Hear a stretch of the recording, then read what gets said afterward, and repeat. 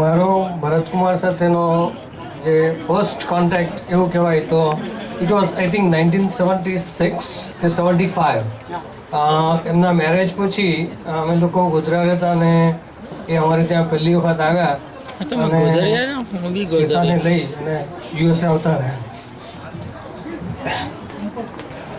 પછી લગભગ 2005માં એટલે 2005 he came with Sweta to Santa Clara and he reconnected Sweta with me and with my family, and I'm thankful to him and I wish a very happy birthday to him.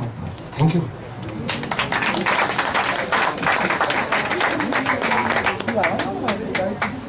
Okay.